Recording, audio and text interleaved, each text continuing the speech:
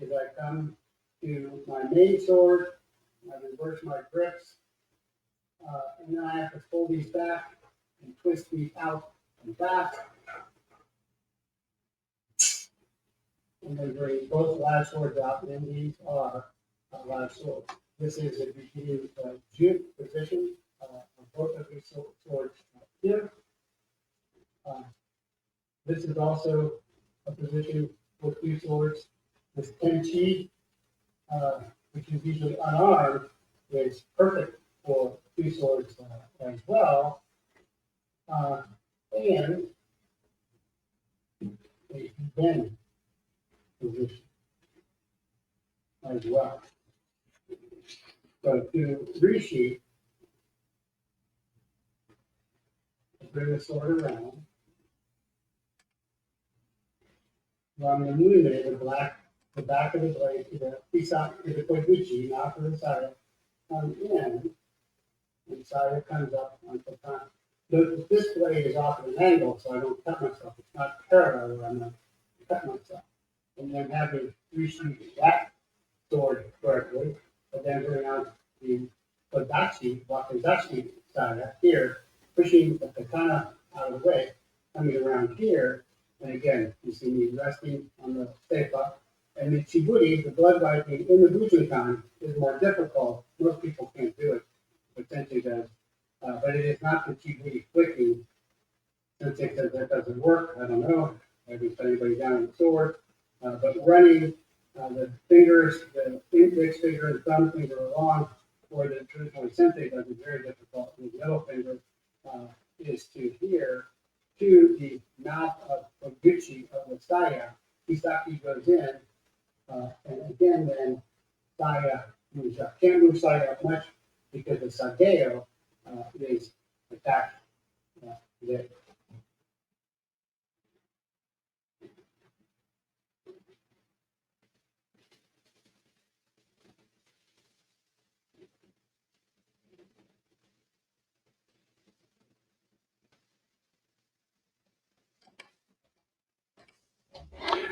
They ran to get groceries. They filled up their carts. They emptied the Aldis, the Price Choppers, and Walmarts. They panicked and fought and then panicked some more, then rushed to their homes and locked all the doors. The food will be gone, the milk, bread, eggs, and cheese, the yogurt, the apples, the green beans, and peas. The stores have run out. Now what will we do? We'll starve. They'll be looting. There's so much to lose. Then pausing and listening a moment or two, they then heard a sound rising over the fear. It started out far and began to grow near. This sound wasn't sad, nor was it brand new. The farms were still doing what farms always do. The food was still coming, though they'd emptied the shelves. The farms kept it coming, though they'd struggled themselves. The cities had forgotten where food came, yet farms made them food every day, just the same. Through weather and critics and markets that fall, the farms kept on farming in spite of it all. They farmed without thank yous. They farmed without praise. They farmed on the hottest and coldest of days. They'd bought all the food, yet the next day came more. The people saw something they hadn't before. Maybe the groceries don't come from a store. Perhaps our dear farmers now mean something more. Conceived and raped, orphaned and adopted, claimed by Christians, initiated by indigenous, tribally trained, martial arts mastered, PSYOPs and special forces served, decades of duty in DEA and DIA. Intelligence inducted, deep state betrayed, Yeshua saved, dedicated to Republic rescue, American exceptionalism, and redemption by God's grace. I'm Jeff Prather, and this is the Prather Point.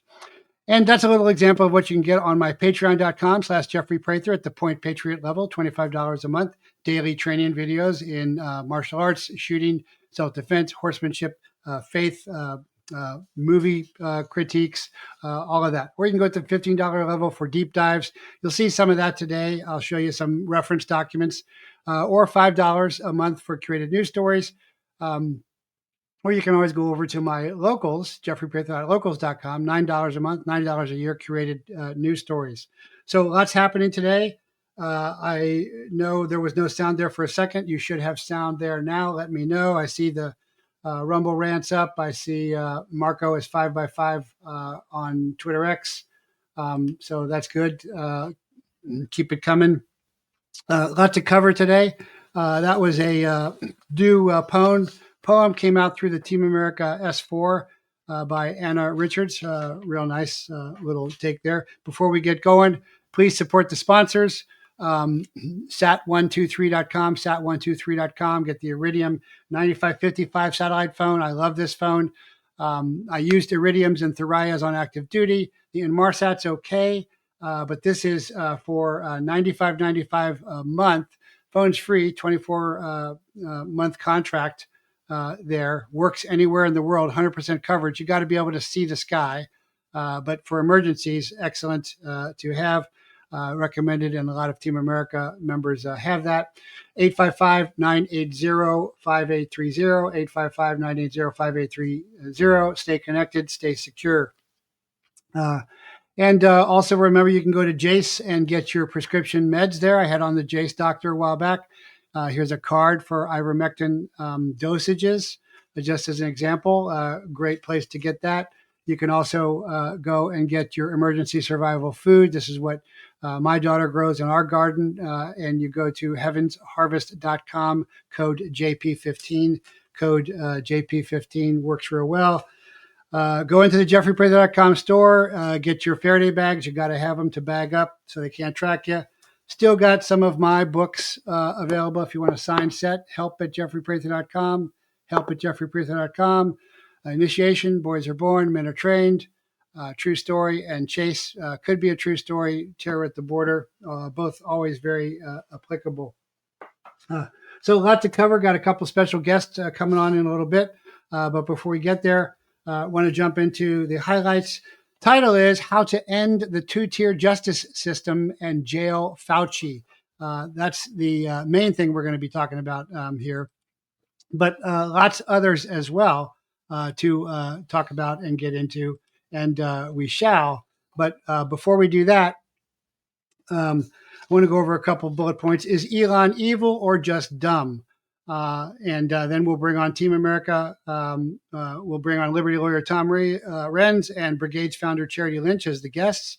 Talk about how Team America and Freedom Brigades are teaming up to target Fauci. But I'm also going to talk about why Bondi did not release all the Epstein files today, as she's supposed to, or ever. She won't. And Deanna Gabbard fires 100 tranny spooks, led by the pedo ex-Surgeon General, so-called Rachel Levine. So a lot to cover here. So let me jump right in initially here with the idea. So I know a lot of people, are very upset about Elon being around in the White House. I know, for example, Clay Clark, my friend, who I haven't been able to get a hold of, but I know he's very upset about that in particular.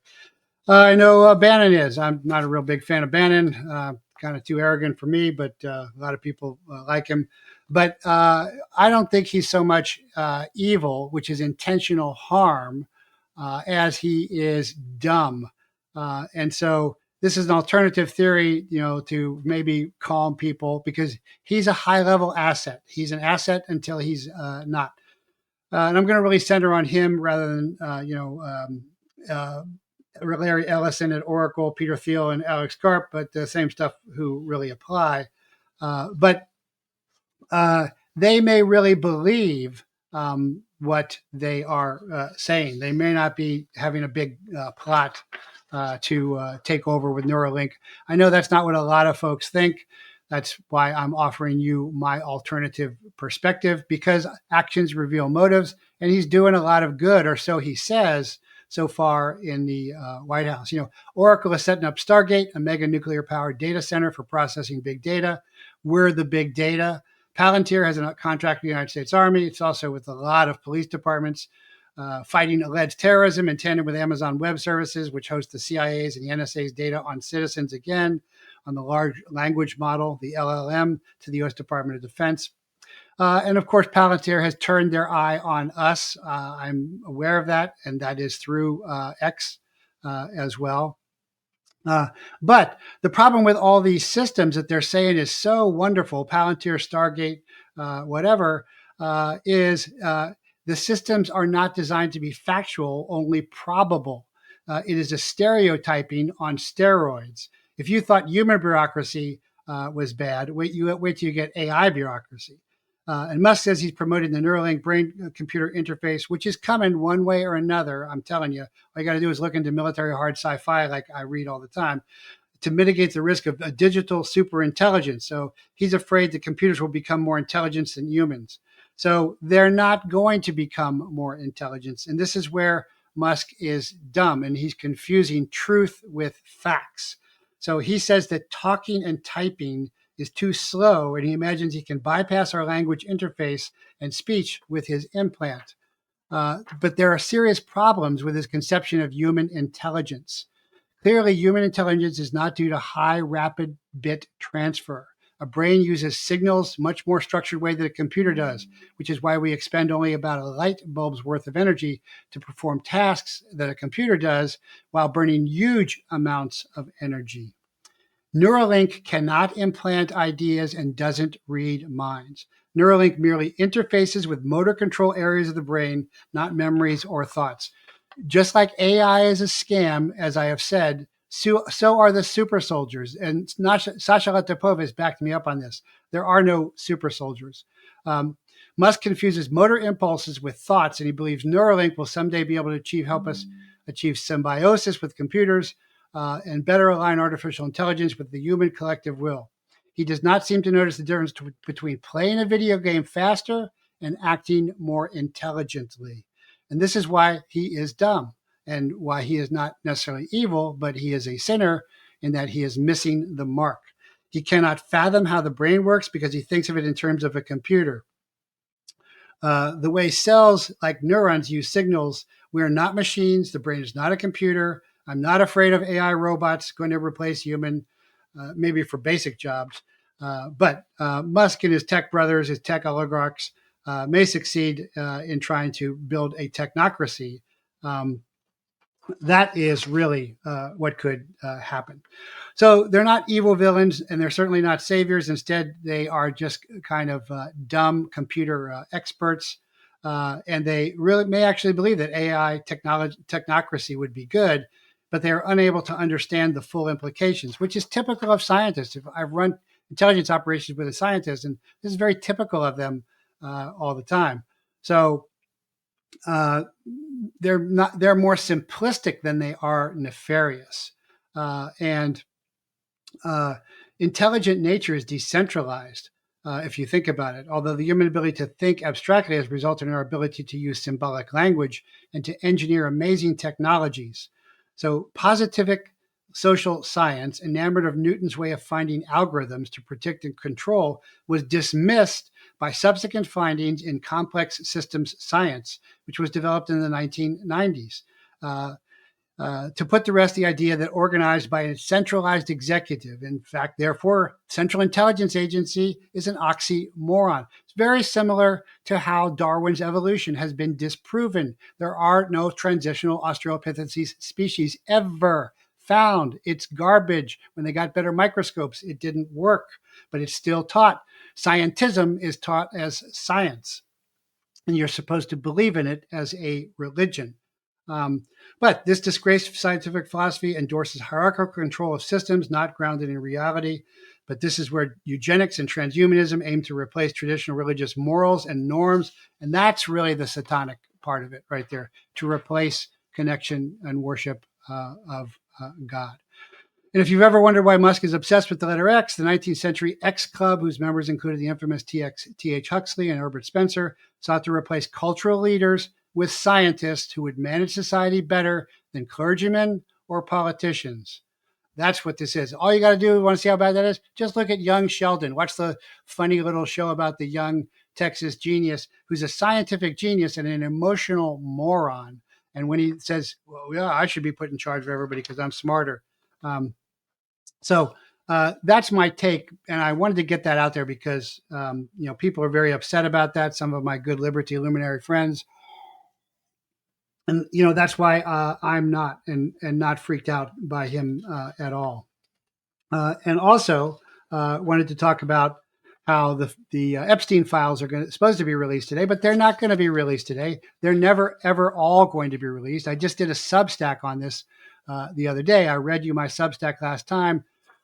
where Eli Crane, former SEAL, Arizona congressman, I know him, good guy. 82nd Airborne, good guy as well. They're asking whistleblowers to come forward because they don't have subpoena power for the assassination attempt. And neither of them will say what Tucker and I have said out loud. It's the deep state. It's Joe's Pedos and Pedo Joe, CIA, Secret Service, FBI, who tried to kill Trump, not once, but twice, not with one shot, but multiple shots. It's clear. It's obvious. Why won't they say it? Because they're still in the system. Why won't Bondi open the entire Epstein list? Because she's in the system. But to make it clear, there's over 250 victims. Part of the list has already been released. I've posted that on my Patreon as well at the $15 level multiple times. But there's no talk about the tennis courts where the children's graves are buried on Epstein Islands. If you remember, I covered this back when I had a radio show before I got thrown off the radio. They're not mentioning that at all. They're talking about the logs, and they're saying, well, some of the logs will come out. And then they go over, who's been there again: Bill Gates, Prince Andrew, the idiot, Weinstein, Lex Wessner, the Victoria's Secrets guy, all old stuff. Nothing about the children's graves that they built the tennis court over. I showed you the film a long time ago. It's gone now, of the little girls inside the chamber, inside the temple. One of the witnesses says that, and that is Epstein victim Maria Farmer, said she saw a room filled with TVs that had all the bedrooms and all the potties opened there in surveillance. So that's an op center. It was exactly a CIA, Mossad, blackmail op center. Same thing with the Playboy mansion with the tunnels. It's exactly what was happening. But Bondi, yeah, we'll release them, but we're not going to release them unless they're a child of victim or a cooperating defendant. And so that would be a cooperating informant or a cooperating human source, CHS, in my day, CI. And so if Trump is on that list, and I don't know that he is, some people have said that he's under a John Doe, and luminaries are often under John Does, that's not going to be released. But you're never going to get the whole list because there's going to be legitimately some cooperating defendants. And of course, you want to protect the victims as well. But they're in the system. So it would be easy, just release the whole thing. That's not what's happening. That's not what's happening with the assassination. It's not that we're not making progress. I'm not saying that we're not making progress. I'm saying that this is where we are at, and you've got to understand it. And it's not going to be just that clean. So that's why I'm saying, is Elon evil or just dumb? And why Bondi will not release all of the Epstein files today or ever. And the last thing I want to hit before I bring on my guest there is, well, no, I'm going to bring on my guest now because they've been waiting. So I want to get into my two guests. I want to welcome them on. I'll get back to that stuff later. Is my old friend Tom Renz and Charity Lynch. Welcome, guys. How you doing, Jeffrey? Hey, Good. guys. How are you feeling? You feeling better? Oh man, I am fighting the ravages of a cold. I think I'll survive though. Well, that's Bird good flu. to hear. Yeah, we missed you yesterday. Charity was nice enough to have me on, and we were hoping you'd be there. I would have loved it, but I really would have. And I don't miss. Boy, I don't miss. I was just not capable of being there. I medicated and all. I still couldn't get there. It was ugly. Oh, no problem. No problem. Well, thanks for coming on today as you're recovering. Charity, thanks. And hi again. We just did a show yesterday as well. And I'll flash that up here. And so you can get that at freedombrigadesnation.substack.com, Humanity versus Fauci. And that's up on my Patreon and locals, everybody. But if you recall,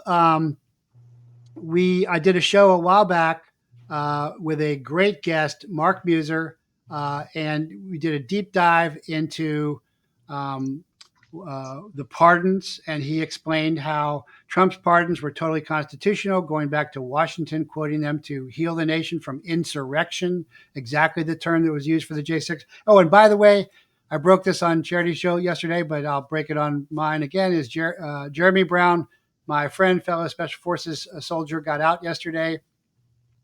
So that's good news. Congratulations to him. Yeah. Unfortunately, there's some tragedy behind that story, which I'm not at liberty to discuss, but I do want to say prayers for Tylene and congratulations to Jeremy, who's out. I thought he would be last out because the FBI showed up at his house before January 6th. That it's clearly a conspiracy that He's pretty close to last out. They conspired. Say again? He's pretty close to last out. I mean, there's only 4 of them that haven't been released. So he's pretty close. And Yep. a month after he was pardoned is, I'm glad he's out, but that's not okay. Yeah. Yeah. No. So Mark, who came on the show a while back, is an attorney. He's handled all 96 of Trump's cases, most of which were dismissed before they ever went to court, which I'm sure Tom will agree. That's the best way to do it, because when they came after me, I had a great attorney who liked me. Every time they came after me, whether it's federal government or local government, they got it taken care of before it ever went to court or trial. Yep. That I was never charged or convicted. That's the right way to go, right, Tom? Oh yeah, yeah. The faster you can get rid of something like that, the better. So, but he's also talking about how the Biden pardons are not really pardons, because you can only use a pardon for a offense. And in the statement, it says this pardons are not to be construed as offenses. So they are not really pardons. Do I have all that right, Tom? So, I mean, there's about 100 different holes that you can poke into his pardons. You know, to preemptively pardon someone for something they haven't been charged for, going back, 10 years. I mean, there's so many issues with this, right? Including the fact that, first of all, doesn't that give the executive branch every incentive in the world to hire people, tell them, break every law that you can for me, and then I'm going to pardon you before I'm out, right? I want to do A, B, and C. So you do everything you can. Yeah, think about this let's use an extreme and an absurd example. If you can preemptively pardon someone for anything, couldn't you then hire people to go out and to rig an election and say, do whatever you need to do to rig that election? And if there's any trouble, I'll just make sure that you're pardoned before you're ever charged. Because you're not going to be charged under my administration, obviously. And I'll make sure that you're pardoned for anything before you're judged. And so there'll never even be an investigation. No one's even going to look into it. Wouldn't it be, I mean, think about that. If we were to allow a preemptive pardon for things that you weren't charged for on such a broad scale, that'd be the ultimate, you can do whatever you want power for the executive branch. There'd be no limits to it. There'd be no end to what they could do. And you'd essentially be allowing the executive branch to break whatever laws it wanted to without any repercussions at all. So I don't think that that's constitutional. I don't think it'll hold up. And I don't see how the Supreme Court could even look the other way on that. So I do not think that those pardons would hold up if they're properly challenged. And I think they should be challenged, because that being allowed really risks a very, very dangerous precedent. So you're agreeing with Mark Muser here Yes. that I had on the other day, and Yeah, so that's what he said. He said that Trump's pardons were totally constitutional back to Jay in Washington, Yes. and Biden's weren't at all. So then wildly different. So what I asked him next was, if we're going to go back to a one-tier justice system, then we have to obviously go after the 2 tiers villains. And there's nobody more villainous. There's a long list, but there's nobody more villainous than Fauci, Mengelev, the mass murderer. So I said, let's just focus on him, because it's pretty obvious. I mean, Pedo Joe can't pardon himself either. So I Yeah. asked Mark, so is that going to happen? And he said, well, it could and it might, but there's a long list of things, and they're moving fast in the Trump administration.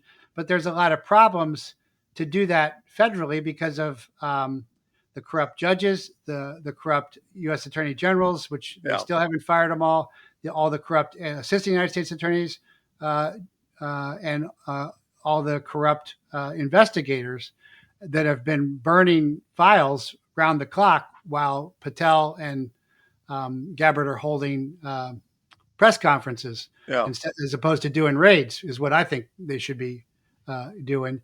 So he said they're moving fast. They're doing a lot of good stuff, but it's very difficult to get it all done.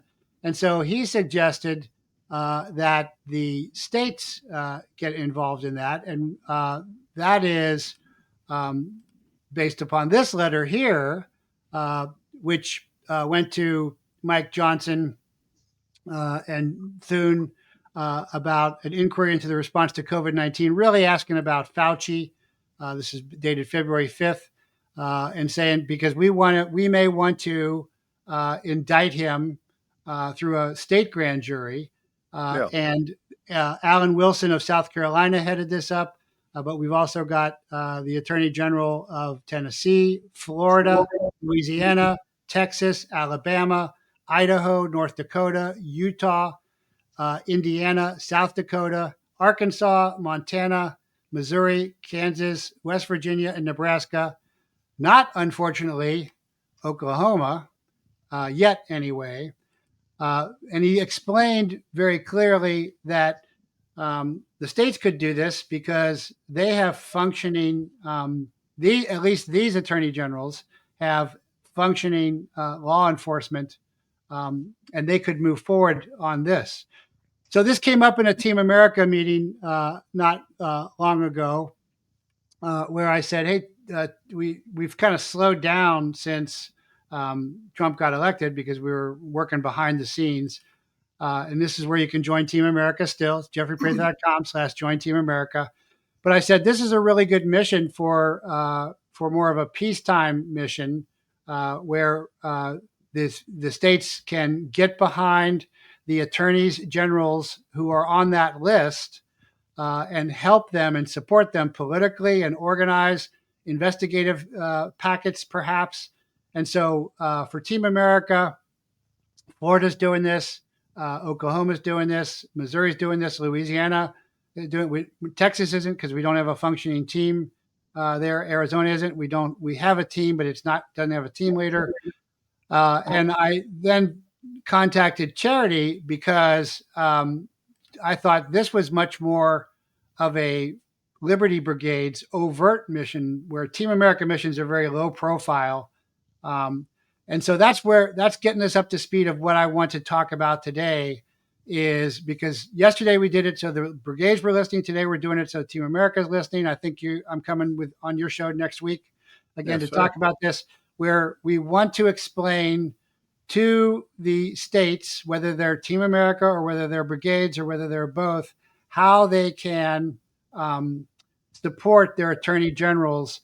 Besides just bringing political pressure, I want to talk about the investigative process as well, because I've worked with a couple attorney generals, Janet Reno, Paul Charlton, on big cases.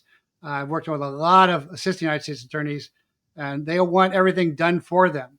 So I want to get into how groups can help their attorneys generals do that.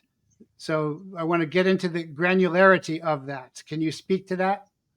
Well, I mean, I'll tell you, here's the easiest thing, right? And yes, so first of all, yes, a presidential pardon does not exonerate him from Fauci from state charges, right?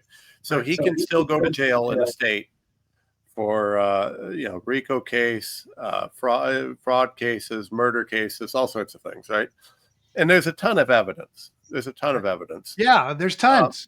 Yeah, there's an absurd amount. I mean, we know that he lied. We know he perjured himself. We know that everything he did was corrupt as hell.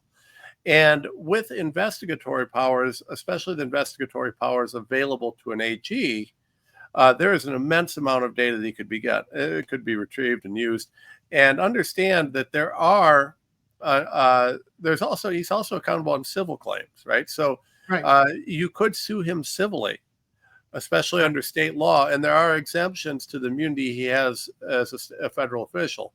That's a great point. So I would say if they can't get because criminal charges are always brought by some body of government, for you guys who don't know, whether it's city, state, county, or whether I was a Fed, but civil charges are usually brought by civilians. So there could be some kind of mass civil suit as well, where it's just a preponderance of the evidence, not beyond a reasonable doubt. He wouldn't go to jail for that, but you could take all of his money, which is really the only thing he seems to care about. And you'd also strip him of all the prestige that he seems to think he should have, which is, in some people's cases, like Fauci's, probably more painful than the money, because the guy's ego is bigger than he is. Of course, he's only 4 foot tall. So anyways, I'll tell you that the easiest thing to do is this. I will absolutely I will voluntarily work with any AG in this country that wants to allow me to assist them in bringing criminal charges against Anthony Fauci. I will volunteer my time. I would argue that I'm probably the most knowledgeable attorney in this country on this issue, except maybe Bobby, but Bobby's busy. And he's got the whole thing to do. And he can't really necessarily go backwards. And he can't do that anyways because of his position, right? Right. Yeah. And but I would put myself up there as probably as a knowledgeable guy as there is on this planet about this stuff. And I will volunteer my time with any AG that wants to put him in jail. You give me a special counsel appointment, I'll give you all the political credit. I will give you all. You can try the case yourself. I'll give you everything you need. I will get out of your way. I will deliver Fauci's head on a silver platter and say thank you for taking it. And when I'm done, I will go quietly away and support you. Tom, I know you've never been in the military because you don't know the rule is never volunteer for anything. But now, of course, I volunteered for the Army, for airborne special forces. Yeah. I know how that works. I'll tell you. Jeffrey, listen, you and I, we've had the privilege of knowing each other for a fair bit of time now, and you know how I feel about this. There are things worth dying for, things worth fighting for, things worth doing things for. This is the future of our country, of our children. There needs to be accountability, real accountability, and that can only happen when people start going to jail, and we need big people like Fauci.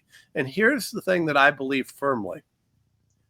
Anthony Fauci has stayed out of jail this long because he knows where all the bodies are buried. Right. Yep. And I believe that if I'm able to put that guy under risk of real jail time, that he'll start squealing. I think he'll start spilling his guts everywhere.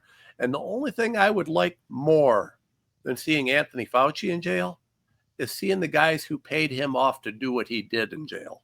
And I know who they are. But I don't have I need someone to give me a little bit of stuff to put them to get right now. I couldn't charge them. So that's what I want to get into. So you're volunteering. I've been volunteered. Mike Adams and George Webb have volunteered me, saying Jeff Prather and some other guys should go back on active duty and help Kash Patel. And my wife and kids are like, oh my God, you've had enough of that stuff. But I would help. I would certainly consult at least if asked. But so here's what I want to get into. So that was a real good point, is where the AGs are talking about this, that support is criminal. But where the AGs are not talking about this, that would not take another group. For example, if Team America had a operational team in Texas, and if the brigades had an operational team in Texas, then they could band together to do a civil suit. But they don't. You don't have an operational team there in Texas, do you? Charity. No, we don't. We don't have a leader. It's not really active in Texas. So that's the same. I've had that too. I went to Texas, and I've got. So anyway, so brigades and Team America watching, note that first, but then let's get into. So there's the linkage here. There's a connect the dots here between Team America and me, and the brigades and charity, and then you, and I can. Mark doesn't want to do it, but he'll take my calls. He's too busy. But how do the teams assist? Beside they can do letter writing campaigns. They can do, Yeah. Team America and political. the Freedom, I'm sorry. Team America and the Freedom Brigades have partnered up previously as well. Right, And yeah. we share information, and we're already connected, right? Because we have to be working together to save the country. And so in Tom, we're already connected with you, but I like what Jeffrey's saying. How do we help you? How can you don't take the full load, right? Because you joked that Bobby was busy, and I'm thinking, well, Tom, you're very busy.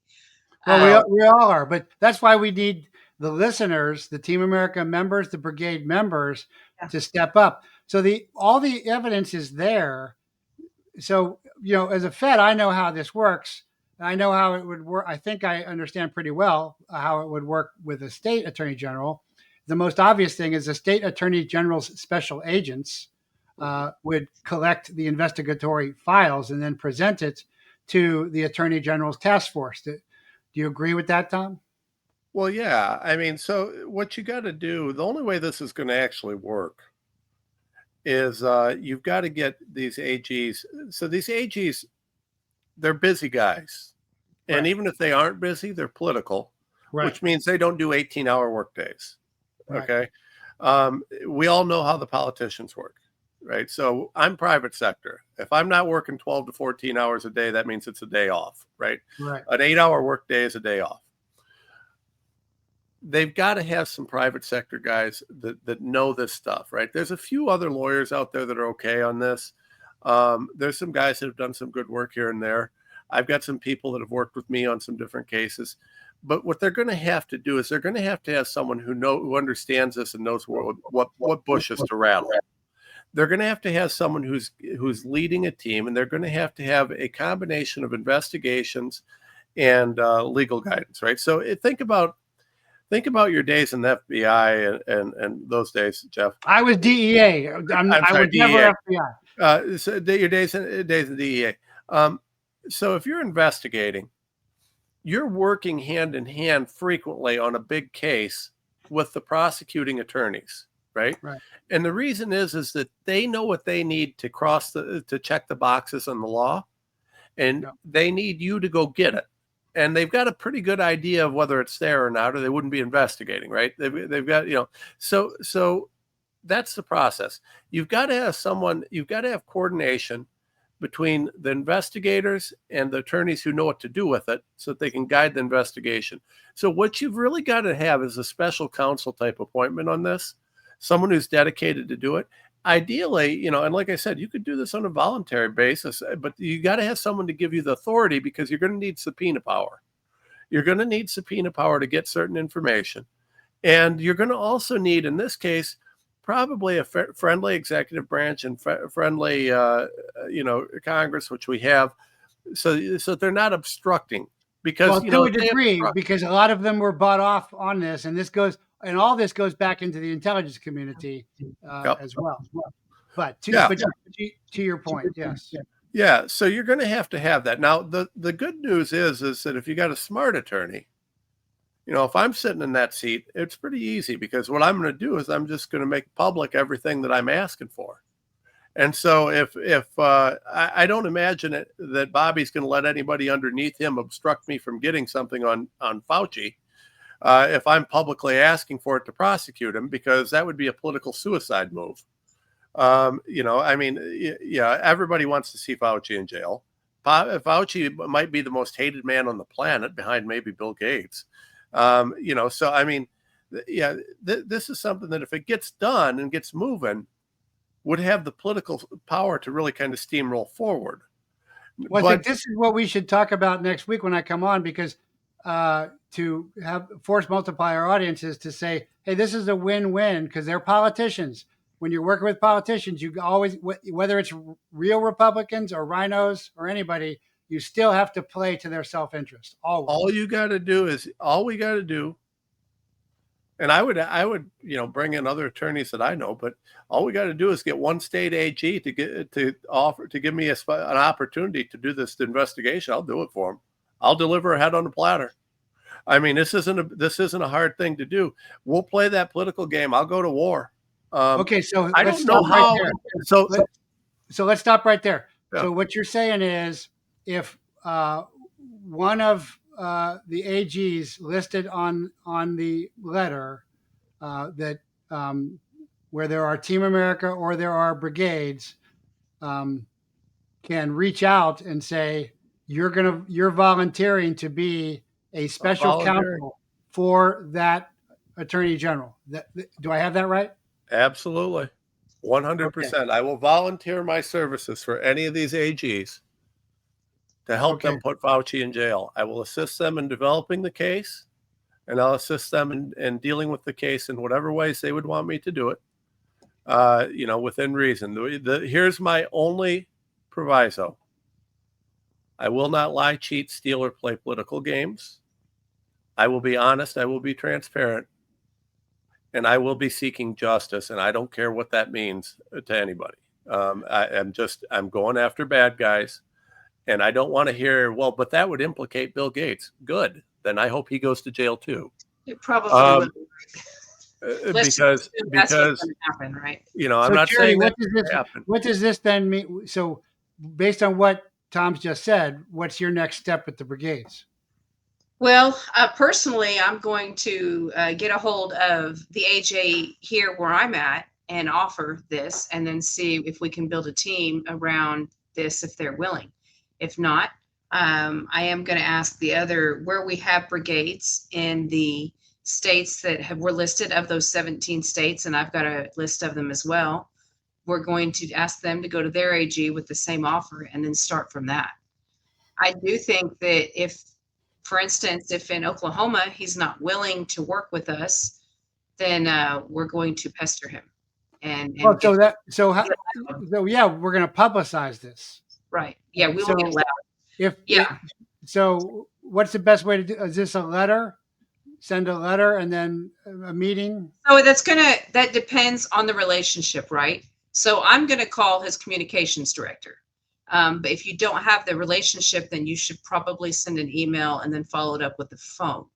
I personally don't know how far personal letters go. I don't use those for anything other than like thank you cards. No, but I think email and phone call is probably your most effective. But the carrot here is, if you do this, we're going to support you and publicize you. The stick is, if you don't, then we're going to publicize you and hound you about this. That's it. I mean, this is important. This isn't about a political move. This is about humanity and what's fair and what's right. Well, and I want to throw this out there just so anybody watching hears this. I didn't get a chance to talk to Jeff or Charity before this show. And I was sick yesterday, so I missed out on what was going on. I'm volunteering on the spot. I'm not thinking about this. I'm just telling you right here without any thought. I will give my time. I want this man to see justice. I want this done. I will do whatever it takes. I've told Bobby, I've told other people, I want to see justice for the victims of the COVID fraud.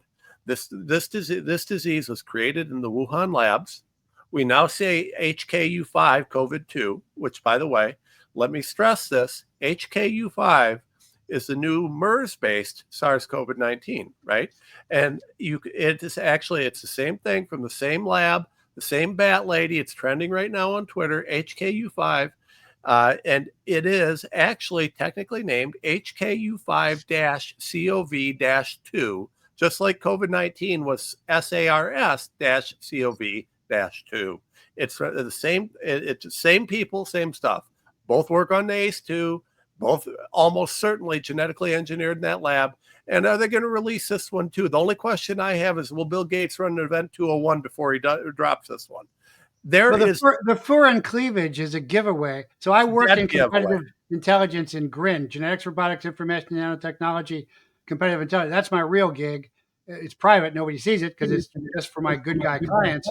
but the foreign cleavage is obviously manufactured. It's clearly gain of 1 in function manufactured. 1.5 trillion chance that it was not, according Yeah, to a scientific and it's peer-reviewed article. and it's not out of the Wuhan lab. It's out of the Fort Detrick lab, released in Wuhan or in the market wherever as a cover for the Fort Detrick, CIA, DARPA, BARDA, all that stuff. But they're also got the Congo is 53 dead from a WHO report from a couple of African kids eating bats, supposedly. That they do eat bats.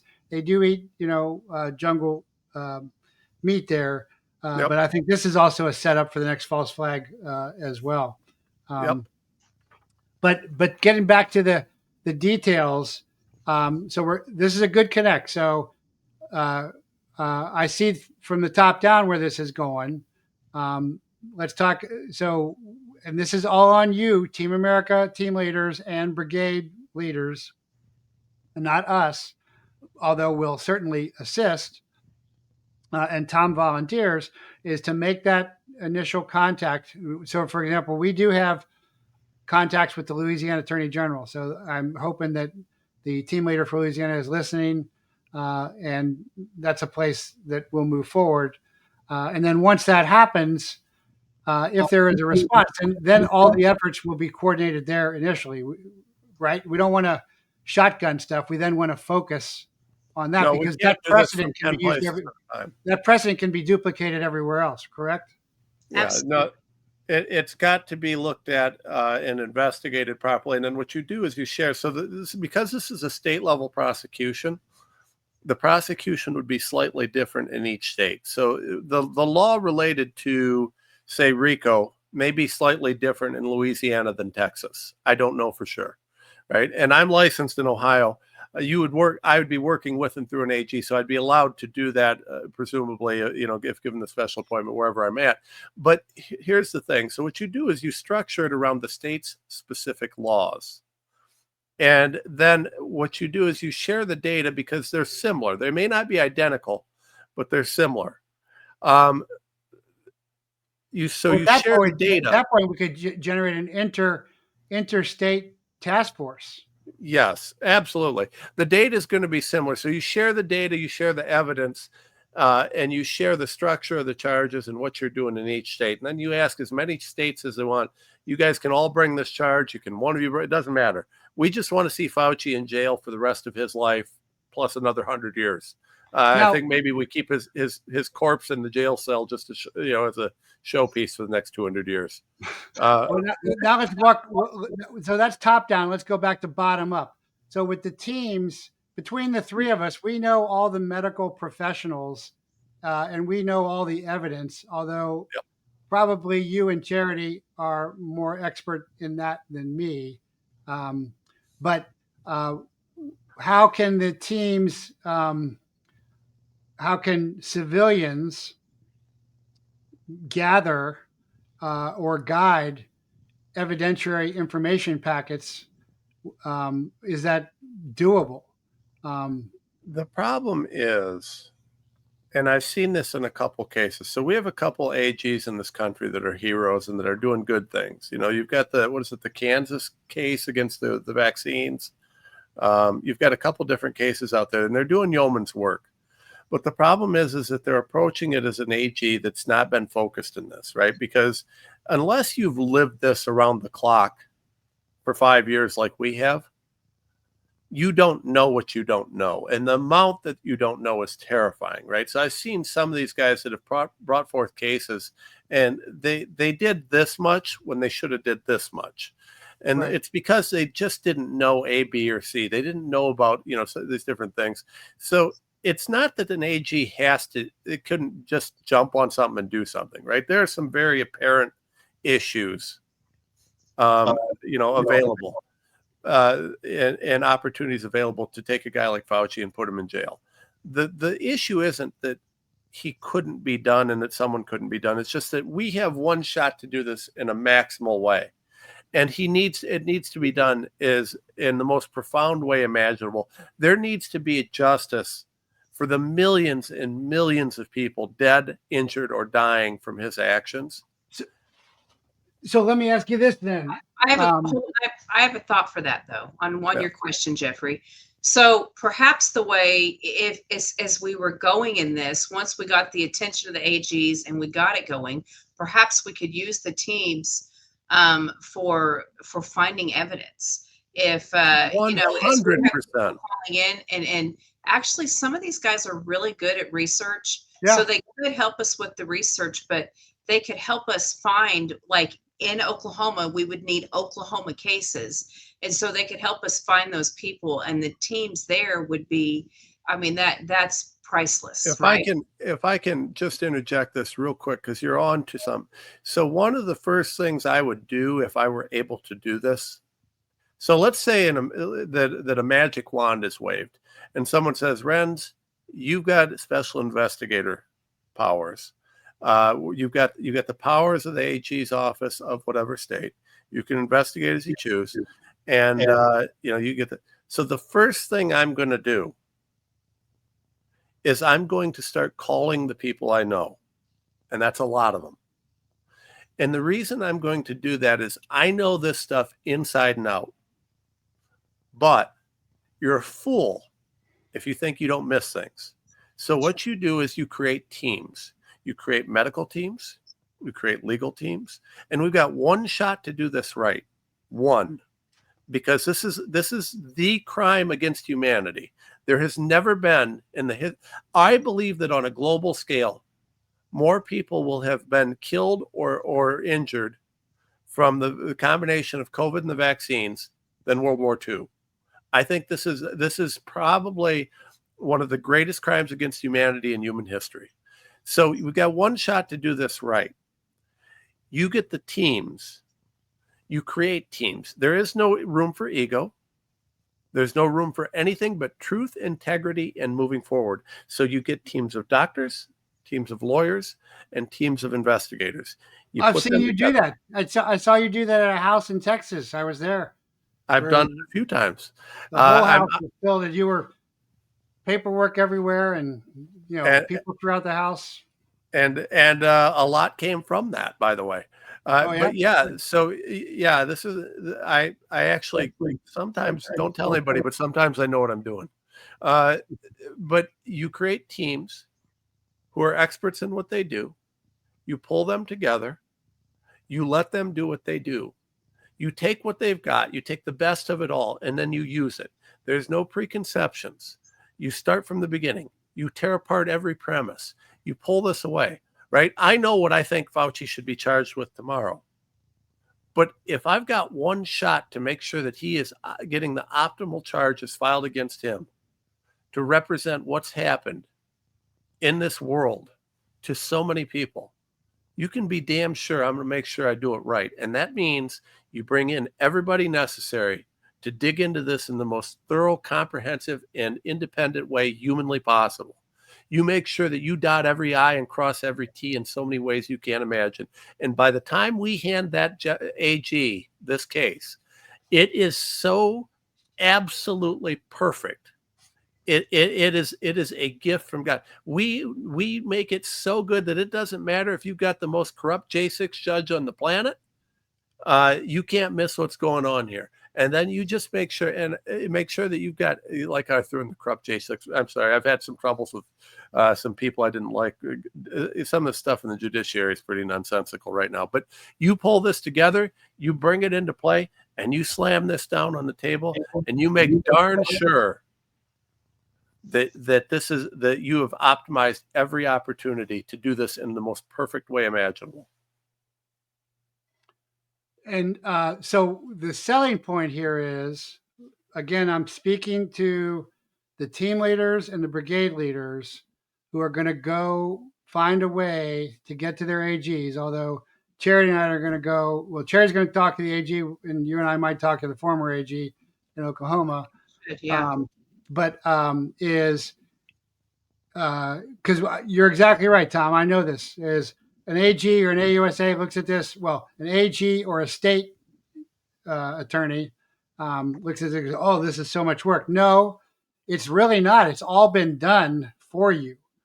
All you have to do is liaise, organize, categorize, and then take credit Yep. for it. That's it. Yep. It's already all done, really. I right? feel very confident that we would be able to get plenty of volunteers to put Fauci in jail, who would be willing to give their time on this. Now, one of the things we mentioned earlier is we talked about the idea of doing a civil suit. Now, I can do that, right? I'm a lawyer. The problem is this. You've got to understand the complexity and difficulty on the civil side. On the civil side, so first of all, there's going to be a lot of presumptions of immunity. And so you're going to have to rebut all of those. You're going to have to beat all that. You're going to have to get around all that. And then you're going to have a whole bunch of trouble getting access to certain this, certain this, certain that. On the criminal side, you're going to have the opportunity to investigate, and there's a basis to investigate, I believe, that would warrant subpoenas, warrant this, warrant that. And so you've got a whole bunch that you're going to be able to pull before you ever get to a courtroom. On the civil side, you're going to look at this, you're going to say, well, I got a presumption. I just got to get past my 12 Bs and this, that, and other. But you got to understand the way that's going to work in practicality, it's going to be ugly. So you're going to have to front load the case in a massive way, which means the cost up front on a case like this, crazy high. And that's if you can find someone that's got the expertise to do it. And it's going to be difficult. You do this through a special counsel on an AG, you got a different situation. And the courts also give a lot more deference to government to official action than they do to civil action. So you're going to do this. You're going to end up in a federal court. You're going to have some federal judge who likes his federal buddies in the federal agencies who's going to kind of, I don't know if I want to do it. And they're going to find a way to throw this out on the 12B motion. No, I agree with you. I was there's a well-meaning liberty journalist who was poo-pooing my show with Mark Muser because he goes, "There's no RICO. They haven't done any RICO," and I'm like, "I've done RICO. RICO is hard to do." And he goes, "But civilian RICO," I'm like, there is like one case for civilian civil RICO. Very difficult to. I've looked at what you can do to sue these guys, and there are some RICO cases that I could consider filing. I ran the numbers. I did the budget. My cost, if I make $0 that goes into Tom Renz's pocket, I would have to have a $6 million budget. Yeah. If I don't, that's why I stopped talking to this guy. He's a nice, well-meaning guy, but I just stopped talking because he didn't understand. He's a reporter. He has never been an attorney. He's never been an investigator, and he didn't understand. If I filed a case, the juice is not worth the squeeze. Budget, I would be going before. I would not have the resources to manage it properly, and I would arguably be able to be sanctioned by the court, which would probably happen. Theoretically, just in theory. So it makes sense that you would do criminal first, and I believe you know what you're talking about. I mean, but I'm convinced you. Huh? Well, in any legal thing, at the best, you've been my boss, right? So I like whatever you say, Tom. I believe you. But could you go back after a criminal charge after they've been convicted? Oh, yeah. Yes. With a civil case, and then the work's done, right? And so really, so we could get them both ways, but ideally, much easier then. Criminal first, because then it's done. It's much easier then too, because once you've got the criminal pulls out all the evidence, right? So you've got a lower standard of proof in civil.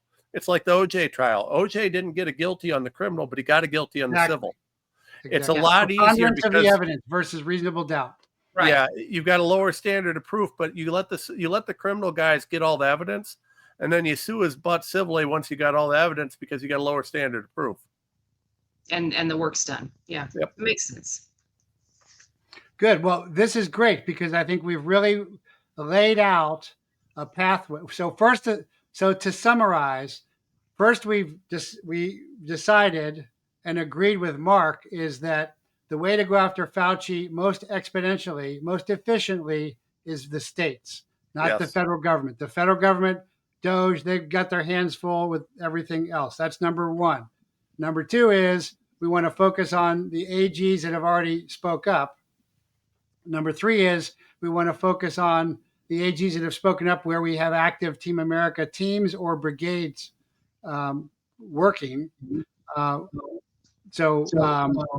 and then from there, the team leaders need to present this, take some notes from this cast, team leaders and brigade leaders, of the points here. And I'll get with Team America, Charity, and you get with the brigades and go over this in a meeting to lay out the bullet points for them, and maybe even give them a fill in the blank kind of thing where they're going to approach, probably Team America will be probably Louisiana, and then say, hey, we've got a competent special counsel, Tom.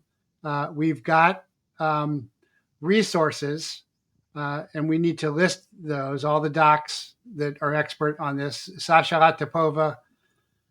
I know all of them, but I think you guys probably know them better. Maybe I know Sasha better than you guys, but everybody else. She did a lot of work, a lot of good work. She did. Yeah. And so there is our knowledge pool. And then here's your investigative team. Now we need a AG task force and an assistant AG assigned to that, and at least 1 or 2 assistant AG special agents, at least liaisoning while they carry the rest of their caseload. And that is how we do this, I think. Anything to add there? No, I mean, you just create a special counsel appointment. They work with them through the AG's office. You build it. It's going to take a team, so they've got to have authority to build that team. But that's it. I mean, this is a very complicated thing. There's a lot to it. The law kind of boils down to this. You would normally have a hard time charging a guy like Fauci, but if Fauci stepped outside his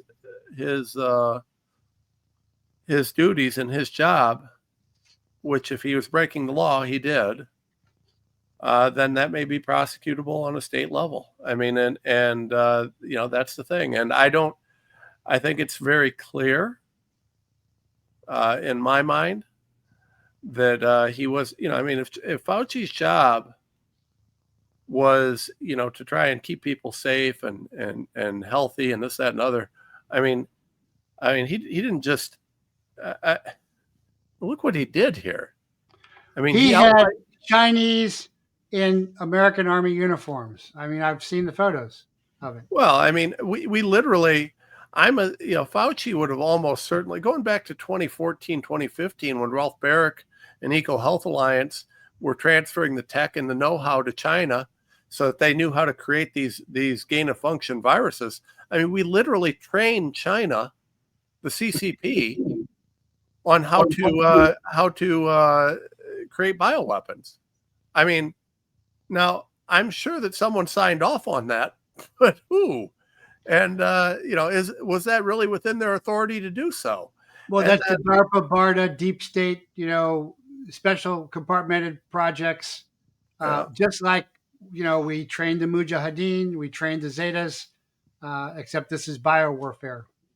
Yep. And it's totally biowarfare. And yeah, we're not a signatory to the treaty.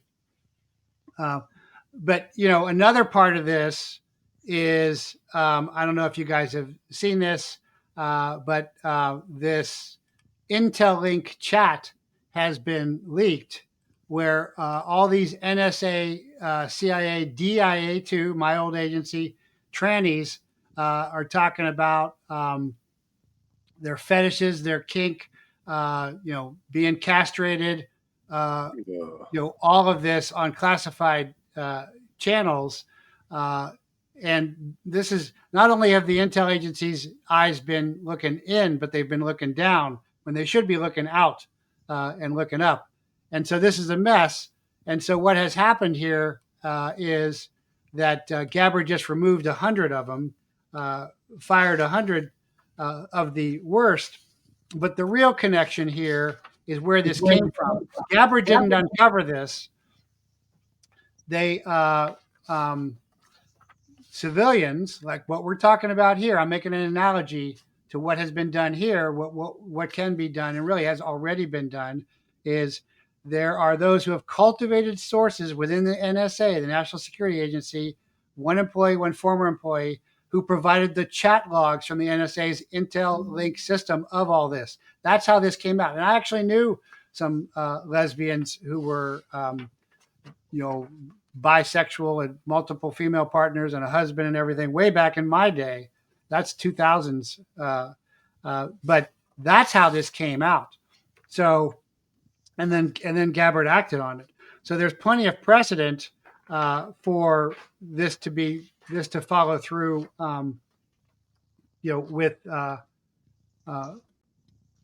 With Fauci is what I'm saying as I'm making the analogy.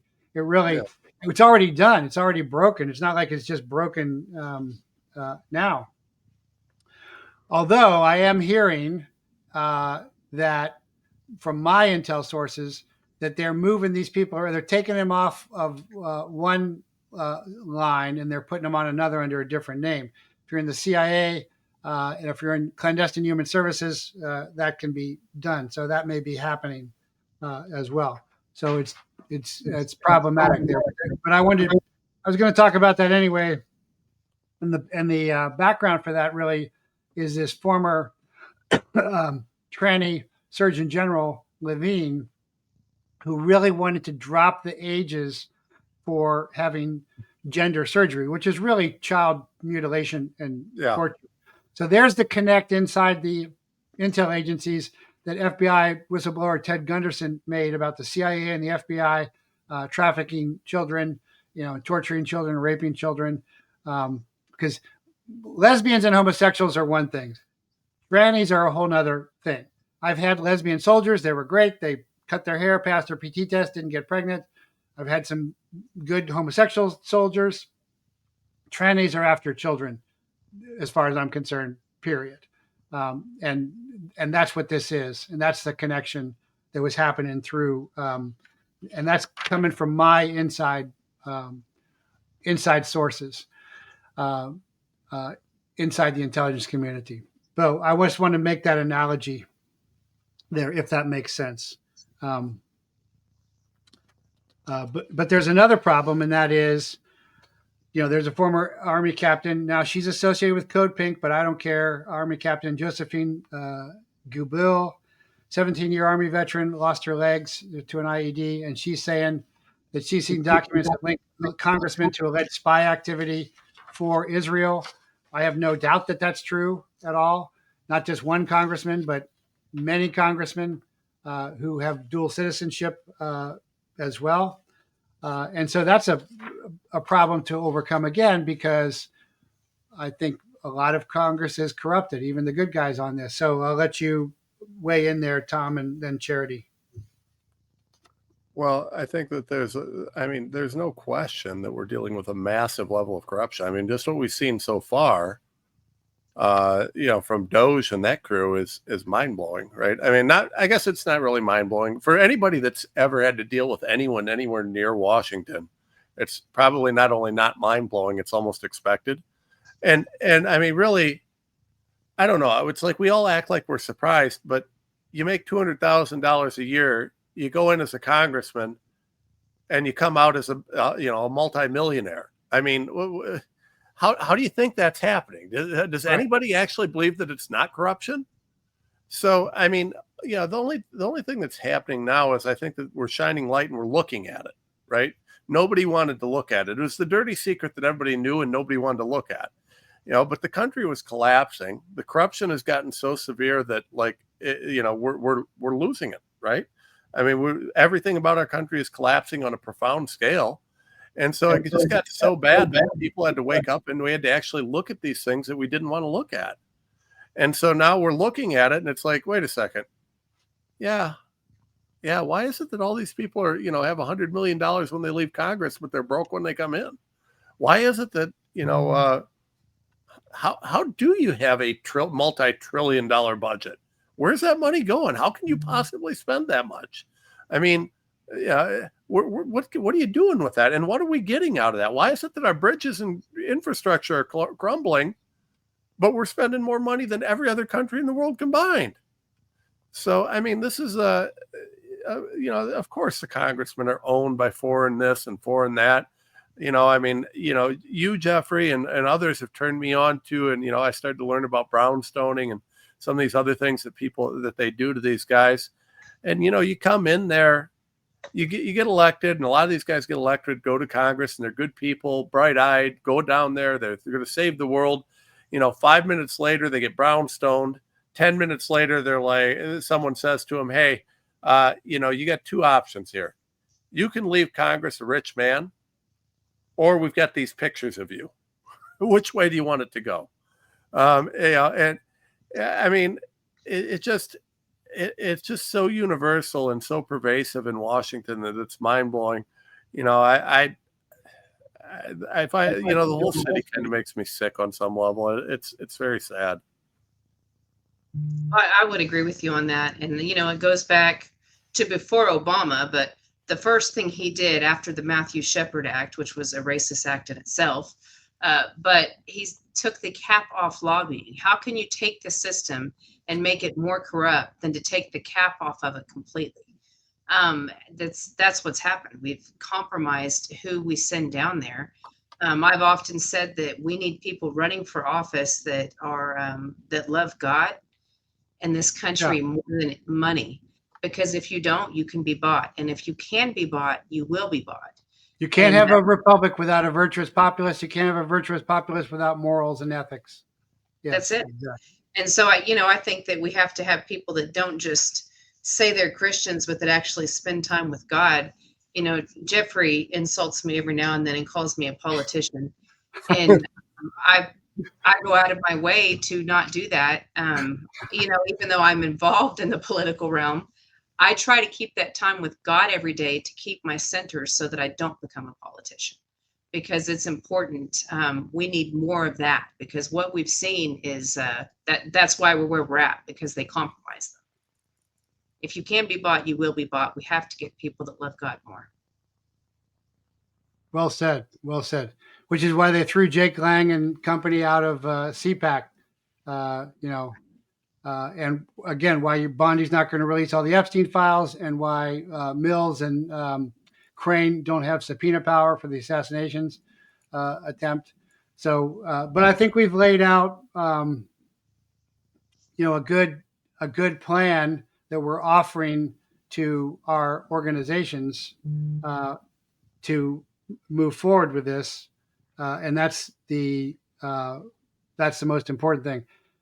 And I also got to say, I wish Patel and Gabbard would stop holding, press conferences and start raiding FBI offices. This came up when I was on Charity's show yesterday, and I might have misspoke. I said you got to get affidavits and warrants and everything to raid FBI offices, but maybe I'm wrong about that. Maybe you don't need, because those are government offices. You don't need to get warrants to go in there. Patel could just have sworn special agents from Florida or Texas go in there and seize everything, because they're O'Boyle's. I've called him today. Want to get him back on. Garrett O'Boyle, the FBI whistleblower, Afghan vet, saying they're burning. My sources correspond that too. They're destroying, shredding, and burning 24/7 while Patel's holding press conferences. I think he needs to be kicking doors and raiding offices. Any thoughts on that? 100%. When I saw, and I haven't got any sources beyond just what I've seen in the media on this. But when I see that the story after story after story, hey, they're destroying the Epstein files, they're destroying this file, they're destroying that. Listen, especially with Epstein, right? It's so high profile, it's so public. Just march your ass in there. Tell them I'm not leaving until I have a removable hard drive with every Epstein file there is, and get it safe, get it secured. Just do it. We got the president of the United States, the AG, I don't care who does it. Just walk in there and get it. Why would you let that stuff be? Why would you risk one byte of data being deleted on that when it would do because so they much are in damage? on it. Well, I mean, listen, I ask it rhetorically, but the No. damage that that's going to do. And this is absolutely absurd. Now, I will tell you, I looked over while you were talking about this, and I see that Pam Bondi has apparently ordered that the FBI deliver every single bit of evidence on Epstein to her desk by 8 a.m. tomorrow. Well, why the hell did it take this long? Well, first of all, I'll tell you right now, they're not going to do that. I know So because nobody knows what they have. No, they don't. So I've said this on several shows, because I had a top secret special compartment information clearance with the DoD and with the DOJ simultaneously. I was dual credentials, a DEA special agent and a DIA intelligence officer. So I had a lot of access. I had a lot of visibility. I could do a lot of things legally under one way or the other. And the executive branch is totally out of control. Inside the clearances of confidential, secret, and top secret are special access programs, a SAP. And so the only way you know about a special access program is if you are read onto it, which I've been read onto many. But then there are something called USAPs. And I saw a Sean Ryan show a while back where supposedly some hot shit intel guy was there. And he goes, yeah, I heard about these USAPs. I don't know what those are. Well, he's obviously not very high speed in intelligence because a USAP is an unacknowledged special access program. It is an off the books special access program, and they exist. So finding those are very difficult. Also, my sources have said that a lot of the JFK files, a lot of these old files are on legacy servers. And legacy servers, while their encryption is very weak because they're so old, they're also kind of isolated. They're not air gapped, but they are pretty isolated because they're so old. And so a lot of stuff is hidden on those. So the FBI is not a law enforcement agency. It's an intelligence agency with law enforcement functions. And the FBI's main function is to be the cover up for covert operations, the cleanup, cover up. That's what you saw with Hunter's laptop. That's what you saw with the 50. You see that all the time. So it's not going to be that easy to just march in, because there's also a lot of offsites. It's not just FBI headquarters, CIA. Nothing really clandestine or covert happens at FBI or CIA headquarters, because everybody who goes in and out of those buildings are recorded by hostile intelligence services 24/7. So if you really have stuff going on, it's on an offsite. It's always on I operated on a lot of offsites with DIA. I mean, the sign on the door was not what we were doing at all, and we were in civilian clothes. So that's the problem with bringing all this. Well, we do need to. We've got to ban USAPs. They need to be banned. They need to be illegal. I don't care how much how much someone wants to justify it. Where there is no visibility, where there is no accountability, there will be corruption. And I do not care. I understand the arguments in the intel community for the USAPs. I get it. Sometimes you don't want to know. Sometimes but I'm sorry. We live in a constitutional republic, and if you're willing to trade your freedom for security, you'll have neither. And we cannot have, and there should not be, all USAPs should be banned immediately. And there should be, all special access programs should be put on a list, and someone should have access to that entire list.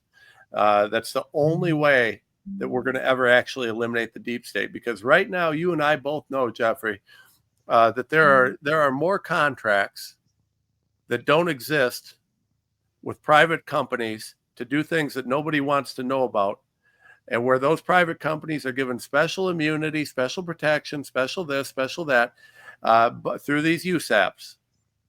And we also know that those contracts, because I may or may not have seen one or two of them,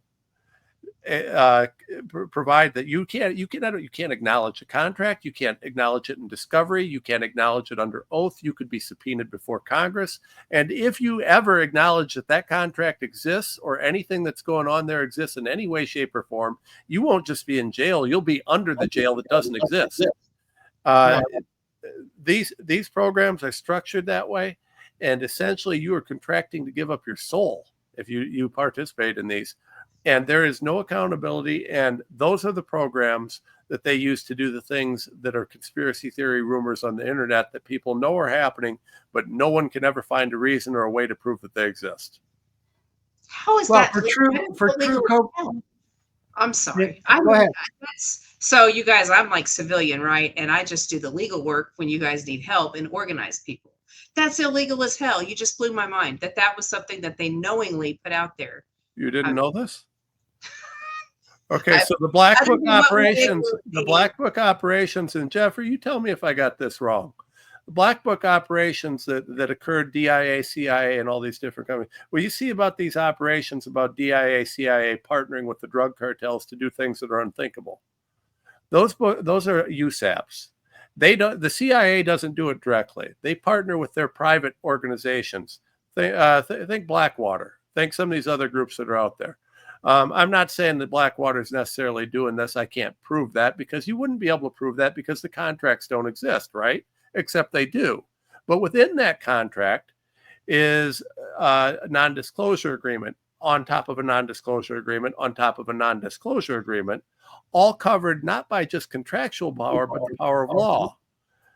The power of law that says that if you acknowledge this contract exists, you will be essentially a non-person. You won't even be in jail. You'll be somewhere else. And what happens is you'll have 10 layers. I can't get a subpoena.